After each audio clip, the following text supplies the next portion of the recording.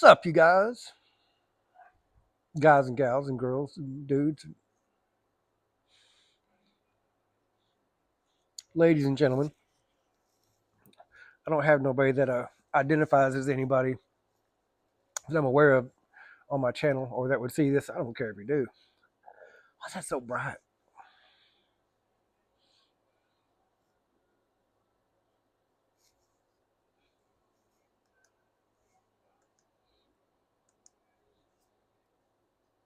I've never played with this thing. Would you look at that? Hell, that's tolerable right there. Oh, hey, I don't know what you guys did in your past life or this life, but I'm here for the third time today. I felt like I'm really, really tired. I've been sick. I've just been overwhelmed. And I just took a day off. Just like, and I have nothing better to do. I took a ride on the motorcycle. That was a good time. It was a real good time. We got some parts working my generator. Generator shot. Valves are broke. I thought I'd just sit down and I was at a Riley's and I thought of another one. The Walmart shopper helper. The helper. The last minute bar. The Raven. The Raven. The most electrifying man in karaoke entertainment today. And I got my little sippy cup. I told you about a sippy cup. Gotta have my sippy. All right, so I don't know what you guys did is to have to suffer through a third one. But if you don't start living right, we'll make a fourth one. The Walmart shopper helper. So I had just split up with my kid's mom. If you know her, you know who I'm talking about. If you don't know her, it doesn't matter. She is not important. And I had got me an apartment. I won't say on Ash Street because I'm from Ash Street, so it's not a big deal for me as a white person to move back over there. So I got me an apartment, and man, when I say I left everything, I took my guitar, some clothes, and my truck. That was it. But I had a pretty good job for the city for water department. So I went to Walmart. I got paid. Went to Walmart, and I don't know where nothing's at. I'm a dude. I was. I know which. I know. I was looking for a shower curtain. I had a shower curtain rod that I guess somebody had left there, but I needed like a shower curtain um ring. I needed something. I didn't know where it was at. So I'm walking around, just getting like little things I might need. I don't think I had a couch yet. And let me describe how to. So you guys can put it together in your mind. You can kind of understand where I was going and where.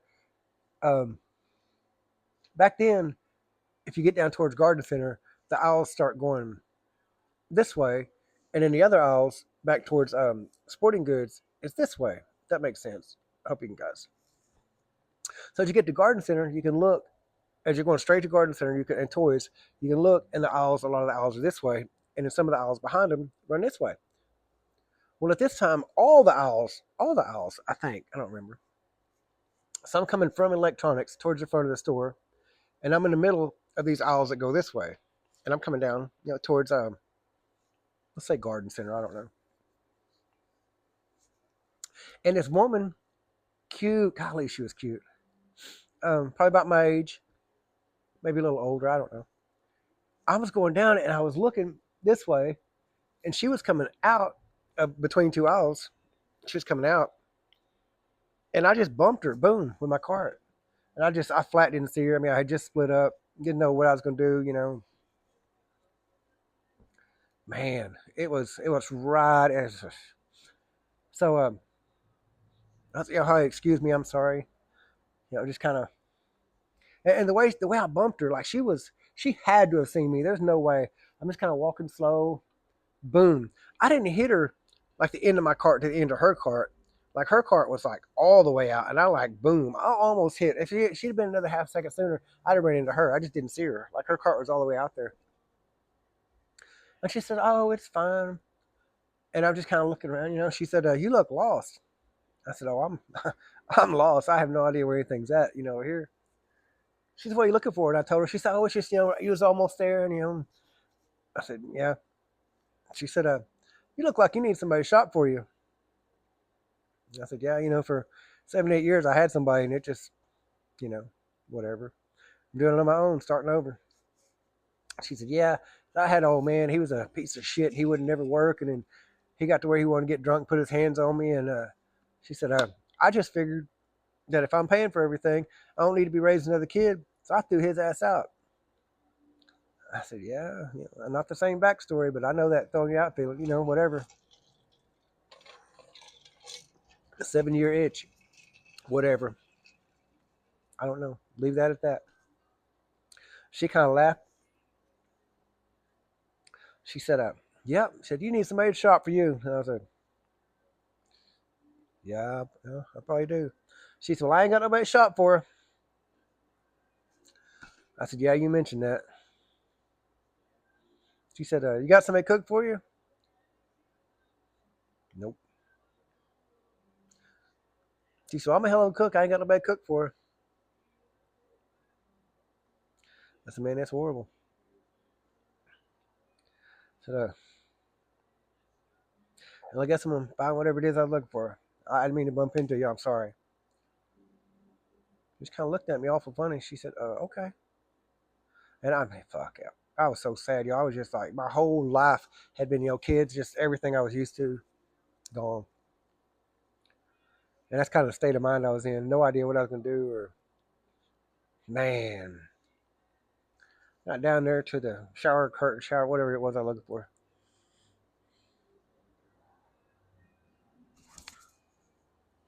What just happened? What just happened? Ding! Man, I ran into that aisle, left my buggy, ran into the aisle, look. She didn't go that way. It's like, shit, she went left or right. So I went back towards electronics. I was look, look, look, look, look. She wasn't up, down, none of them miles. So I come back down to where I was at. And I went all the way back out to the main, like I'm going, didn't see her. Where could she have gone? She couldn't have been far. I ran that whole damn store looking for this woman. Ran that whole store like a madman looking for this woman. What probably happened, which I didn't think to look for buggies, she probably got at the end of an aisle and stopped. And when I ran past it, she's at the end looking at something on the end cap, but I didn't see her. Probably what happened. I, I'm not gonna say I was that emotional, but I was in a different place in my mind, and she was more than clear. I need somebody to shop for me, and she needs somebody to shop for, and that she's a good cook, and that's how dumb I am. Yeah, and I've seen her once or twice. I don't know if she's put on weight or lost weight. I really wasn't paying her no attention that day. I was in such a different place in my mind, brokenhearted, whatever. And I saw her one time at Walmart, and I guess she remembers me. I really don't know. I was like, "Hey, how are you?" And she was kind of never said a word, nothing. And I see her like, I don't think she's from here. Like maybe a small, maybe, I don't know, maybe up north or down south or Foreman, or she's not from right here, or maybe Valley. I don't know. But she's not someplace that I'm at all the time. So I don't run into her all the time. But it had been long enough that I can be all, "Hey, do you remember?" And is that really you? And I couldn't do all that. I thought maybe if her situation was the same, "Hey, how are you?" She must remember me because she didn't say a damn thing, nothing. That's my Walmart shopper helper story. Oh my God. So sad. So sad. The last minute bar and grill. So COVID hit. We had this. I showed you guys my man cave. It used to be a two-car garage with an offset carport. Offset carport drops down. We built it back up. But got a pool table. I just told the wife one day, I said, "Hey, I'm going to open this little part I'm in now. It used to be enclosed. And I'm going to insulate it." And that's been about a year. And then we started buying video games and got a fridge and put a bathroom in it and just all kinds of stuff slowly but surely. I mean, it's nothing. But when COVID hit, it was huge because all the bars shut down. And you can't have people at a public gathering, but there's no limit, there's no law about who you can have at your house and have private parties. And that's exactly what we did. And so we called it the last minute because we opened at the last minute. We thought about the name at the last minute. It was the last minute bar. And we had such a good time. I think we had 8 or 9, maybe 11 of the stand up arcade games. I was buying shit I don't even play. Just so people play it. Pool table, darts, dancing, karaoke. And then my best friend Steve Norris, firefighter with me up in Idabel, he passed away from cancer, and it wasn't no fun no more. It was not fun. And I just sold all the video games and shut it down for a long time. And we've tried to have parties, but it's not the same. But that's the story of the last minute of why we did it and how we did it. Speaking of karaoke, you wonder why I tied that in, huh?